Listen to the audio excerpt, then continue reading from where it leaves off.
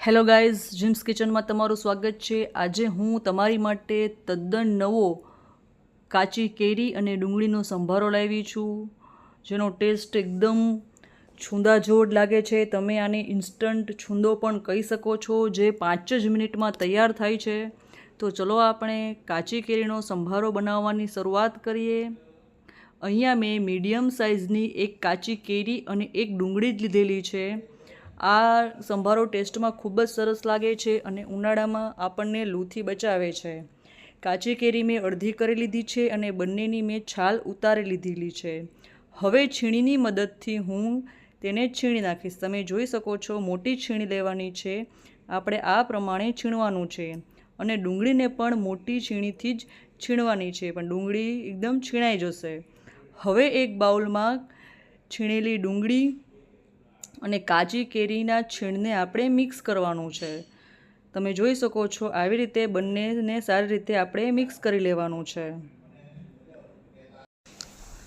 હવે મિક્સ સારી રીતે થઈ ગયું છે। હવે મોટા બાઉલમાં હું એને કાઢી લઈશ।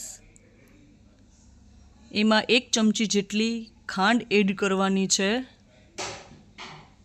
પહેલાં જ આપણે ખાંડ નાખી દેવાની છે, એટલે ખાંડનો રસ છે તે તરત જ છૂટો પડવા લાગશે।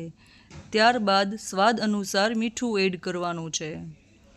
ત્યારબાદ થોડુંક ધાણા જીરું, લાલ કાશ્મીરી મરચું, અને મરચાંનું પ્રમાણ થોડુંક વધારે હોય તો થોડુંક ટેસ્ટી લાગે છે અને સ્પાઇસી લાગે છે, ખાવાની ખૂબ જ મજા આવે છે। હવે હાથની મદદથી આપણે મિક્સ કરવાનું છે। હાથની ગરમી છે ખાંડ અને કેરીના ટચમાં આવશે એટલે આપોઆપ છે તે ખાંડ મિક્સ થઈ જશે। તમે જોઈ શકો છો, 5 જ મિનિટમાં આપણું ટેસ્ટી ચટાકેદાર કાચી કેરી અને ડુંગળીનું સલાડ, સંભારો, તમે જે પણ કહો તે તૈયાર છે। તો હવે આપણે એક બાઉલમાં તેને સર્વ કરી દઈશું। આ રોટલી સાથે પણ ખાવાની ખૂબ જ મજા આવે છે અને ટેસ્ટમાં ખૂબ જ લાજવાબ છે। તો મારો વિડીયો ગમ્યો હોય તો લાઇક, શેર અને સબસ્ક્રાઈબ કરી દેજો। Thank you.